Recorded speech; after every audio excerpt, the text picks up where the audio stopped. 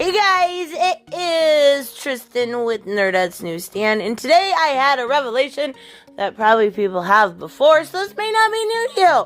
But I seen this article, and I seen a couple people talking about this article, and oh my god, it is so outrageous.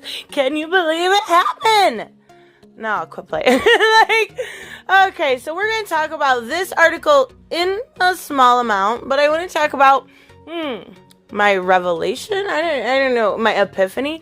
I don't know what you would call it, but let's talk about that first. So, CBR, Bleeding Cool, these types of website, comic book news, these types of websites exist to give fandoms their news, right? Well, yes, but in part. Now, the other part is, with a coin, there's two sides, right? So you have the normal fandom, the people that just kind of, take everything that's given to you, whether it's DC, it's Marvel, it's anime, it doesn't matter. You take it, you absorb it, you love it. And then you have those people that generally, kind of push back a little bit. And I'm not talking about outrage peddlers. I'm not talking about that. I'm talking about people that I would include myself in, that question things, that want things done correctly, that don't necessarily think that everything is outrageous, but you know what? I still want things taken care of in a good light. Now, this is what I mean. CBR exists for two reasons. First and foremost, to give fandoms what they want in news and updates. Secondly, to kind of troll, in a way, the outrage merchants. And there's so many of them. And I'm not even going to lie. I used to really, kind of cover the outrageous stories. I've scaled back quite a bit, just simply because I think it's silly. And I did it for so long that it was just like, I don't care. Like, the culture war outside of the internet isn't huge. I wouldn't say it's not real at all, but it's very minute comparatively. Now, what I want to say is these articles specifically use words, key phrases, talk about things in a certain light to kind of virtue signal to those outrage peddlers. And why? Free publicity. Now, we have seen it done time and time again. First and foremost, we saw it done just so much when the Joker movie came out, and it was free publicity. Whether it was articles, saying, oh, this is going to be a horrible movie, all of these things are going to happen, it's an homage to white incels, or whatever it was. And on the other side, you have people going, oh my god, these people are ridiculous. So you have a massive amount of free publicity. So, not only that, but the way they frame things, like this one, Green Lantern Legacy reveals its core greatest member isn't Hal Jordan. Now, that's not exactly what was said. It's what was said at all, to be honest with you. And I actually reviewed this probably 6 months ago. That's just not how it went down. But they're framing this specifically for outrage merchants, and we've already saw this starting to appear. To go, oh my god, how dare them take a diversity character and replace, the original Hal Jordan.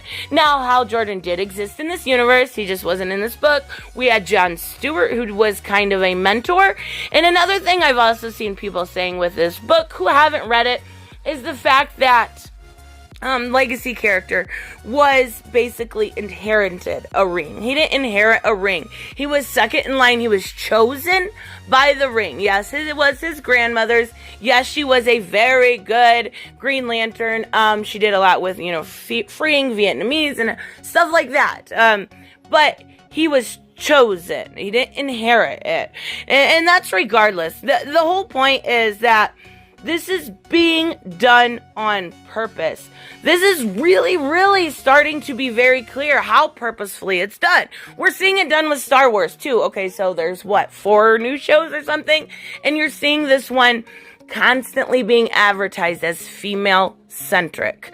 And, I hate that word. I really, really do. If the main character is female, fine. That's great. That's wonderful. I don't care. Just don't frame it as female-centric.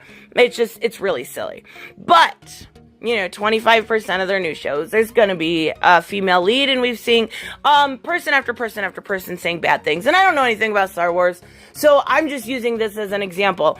They frame the way they say things. They frame how they know what they're doing. Let's be real.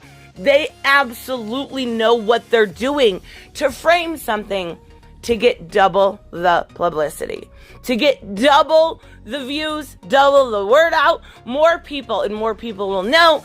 And yeah, a lot of times you turn people off this way. You definitely do. But think about Birds of Prey. Like, we had all of these interviews. Well, that movie did terribly. But even so, like, it wasn't a complete bomb. It made its money back. It just didn't profit what they had wished. But you had plenty of people, including the actors themselves, going, oh, this is about misogyny. This is about battling, the patriarchy and da-da-da-da-da. And I was like, okay, well, now I want to see it so I can make fun of it. Like, I probably wouldn't have bought a ticket. I'm not lying. So you got me in the seats. Who else did you get in the seats that wanted to be like, this is fucking ridiculous, let me review it? Now, I don't review a lot of movies just because simply I'm more of a reading person. I would rather review a book. Actually, I'm really excited. I am going to be working on in the next week or so, reviewing Batman in Psychology. It's a huge book. It's fascinating. But, you're getting people in the seats. You're getting the voice out there. You're getting more and more publicity. And I don't know if people have noticed this. I don't know if it's just me, but this is very, very obviously being done at this point, because for one, there's not a lot to talk about right now. We've got the, big bad virus right now out there killing a lot of news. So this is a book that's old, that doesn't need to be talked about again. But if you want, you're trying to advertise for DC, you're getting these YA, back out there instead of maybe Gotham High, which people had been talking about. And I'll tell you right off the bat, this book was good. Like, I don't know where it's not canon, for one. So to say that a legacy reveals that, its greatest member isn't Hal Jordan isn't true. It's simply not true. It's simply completely and utterly false. But you're going to have people that haven't read the book, that don't know anything about the characters, start talking about it. It's not canon. That never happened in the book. But you're going to have those people, and we know they exist. I know they exist simply because I was one of them at one point. I wouldn't say I was the worst at it, but I think I'm fair. I don't know, maybe not. Even so, this is old news, but you're getting news back in the light about DC, and you're getting free publicity. Simply at the end of the day, what else is there? You literally are doing nothing but having this free advertisement for it. And it works. Let's be real. Even if it's, turns some people off, it works. More people, in fact, know about this book because of the outrage peddling. And it's really weird to me because, it's YA. Why these YAs have been propped up so much is weird, because they are not canon. They are made for, yes, I read them, shut up, 13, 14, 15-year-old girls. Now, this one I would say was more, put for men, maybe, or younger boys. Maybe that's why I liked it a little bit more, as compared to, like, Breaking Glass or Tidebreakers, or even Gotham High, which was for girls, and it's all about the love and relationships, and I'm like, meh, pass. But this one was really good. This is the best, let's be real, this is the best YA that DC has ever put out, and you're getting free, oh my god. This epiphany just made me realize that, yeah, I realized that they were doing this for free publicity, but that's what I'm giving them. It's literally what I'm giving them right now. Wow. Anyways, I fell for it. Let me know what you guys think, or if you think I'm crazy. If you think I am off the boat, make sure you, of course, are subscribed and still subscribed to the channel. Make sure on the way out you hit that like button. And if you want to help support the channel, links as always are in the description. And I will see you guys in the next one. Bye-bye.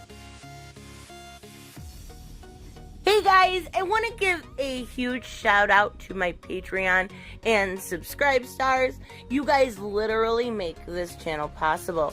Huge thank you to Cage the Mick, Robert Mick Twiz, Black Knight Fool, Brucey, Chris Z, David L., David Rafford, Jeffrey Allen Carnes, Mighty Balls, Mike Buckner, Maizen Barbosa, Ruskar, Ryan Decker, and Doc Holiday. You guys are absolutely amazing, and thank you so much for all your support. Don't forget on the way out to like as always if you enjoy the content and hit subscribe. And I will see you in the next one. Bye-bye.